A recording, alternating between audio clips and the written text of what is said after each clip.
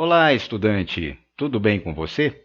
Eu sou o professor Luciano Adley e esta é a terceira aula do nosso curso de Física Fundamental. Sejam todos bem-vindos. Se você não assistiu às anteriores, confira no link logo abaixo na descrição deste vídeo.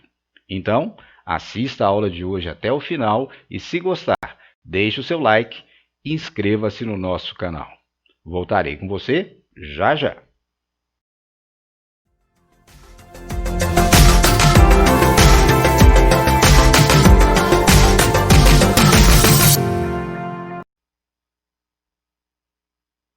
De volta com você, estudante, e na aula de hoje veremos um segundo traço marcante da física, a sua estrutura, a maneira pela qual o conhecimento em física progrediu nos últimos 25 séculos. Imagine que aqui chegassem de volta conosco, lá da Grécia, Platão e Aristóteles, e nos questionassem o que diríamos hoje a eles sobre o conhecimento em física. Uma resposta possível seria a seguinte: acompanhe.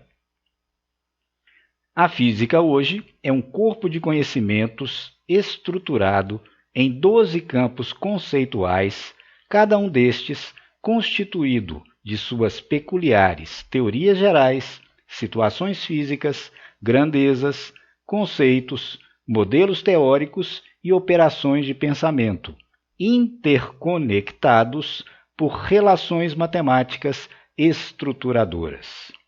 Bem, para Aristóteles e Platão, provavelmente esse enunciado faria sentido. E para você, estudante? Conseguiu compreender? Se não, não se preocupe. Preparei para você uma analogia muito interessante, baseada num ótimo livro do professor Luiz Carlos de Menezes, que está na descrição do vídeo. Acompanhe a analogia na sequência. Imagine que todo o conhecimento que vem sendo acumulado ao longo do tempo, desde a Grécia Antiga até hoje, e que denominamos física, pudesse ter sido construído como se fosse um edifício de apartamentos. Como você sabe, esse edifício se inicia pela base, que no caso do edifício da física é a mecânica clássica, que ficou pronta no início do século XIX com os trabalhos de Hamilton e Jacobi, dentre outros. Feita a base, constroem-se em seguida os pavimentos superiores e seus respectivos apartamentos.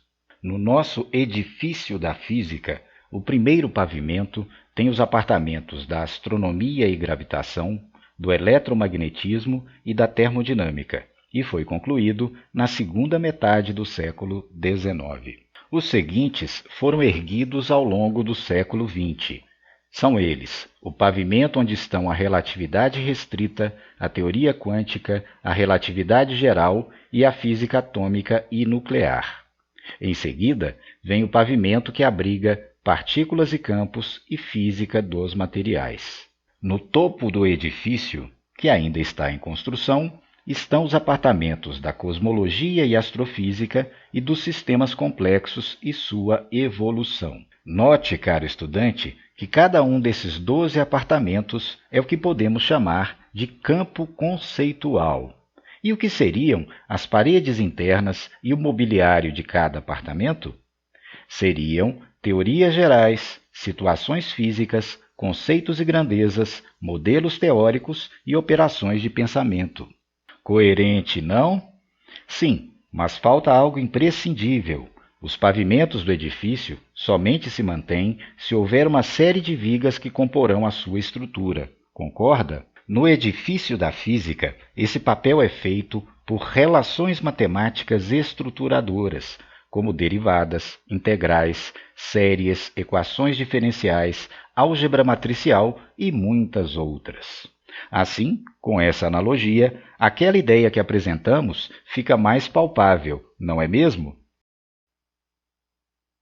Muito bem, estudante. Então, apreciou essa bela analogia que compara a estruturação do conhecimento em física ao longo do tempo com a construção de um grande edifício?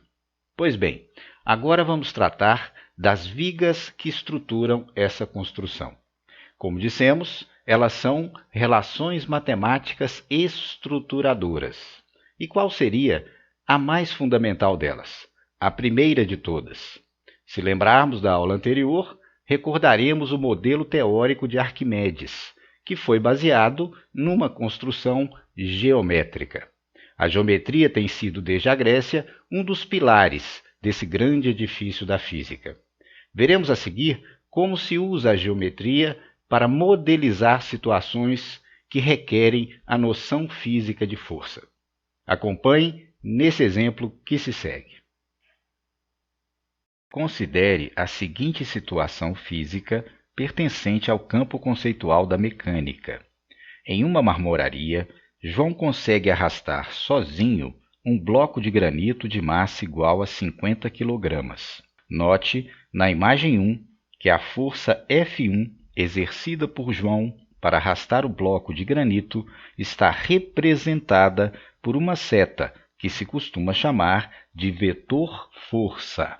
Supondo agora que João e seu irmão gêmeo Paulo arrastem juntos o mesmo bloco, como se vê na imagem 2, responda: qual é o valor máximo da massa do bloco que eles conseguirão arrastar? Para analisar situações físicas como essa, os físicos desenvolveram o conceito de força resultante, que podemos caracterizar assim. A força resultante, que designaremos por Fr, é a força única que equivale à soma de várias outras dadas.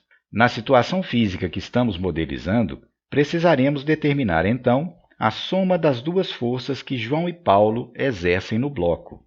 Essa soma, que nos fornecerá a força resultante, é uma soma vetorial, ou seja, é distinta de uma simples soma algébrica, como 2 mais 3 igual a 5, por exemplo. Essa soma de forças é obtida por uma regra especial, que foi desenvolvida na Idade Média e publicada, como a conhecemos hoje, por Isaac Newton em 1687. Hoje, a chamamos de regra do paralelogramo, e ela é aplicada fazendo-se o seguinte procedimento. Observe com atenção a imagem 3. Estando os dois vetores força dispostos a partir de uma origem comum, ou seja, ambos desenhados a partir de um mesmo ponto O, traça-se um segmento paralelo a F1 e um segmento paralelo a F2, obtendo-se assim um quadrilátero que, pela construção feita, é um paralelogramo. Em seguida, traça-se a diagonal desse paralelogramo com origem no ponto O e extremidade no ponto P. Essa diagonal, mais precisamente o segmento orientado OP, representa a soma vetorial das forças F1 e F2, sendo, portanto, a força resultante Fr que João e Paulo conseguem exercer conjuntamente. Portanto, caro estudante, o modelo teórico para se compreender essa situação física baseia-se na geometria e, em particular, como se vê na imagem 3, nas relações métricas e trigonométricas de triângulos. Note que o segmento OP divide a região interior, limitada pelo paralelogramo, em dois triângulos.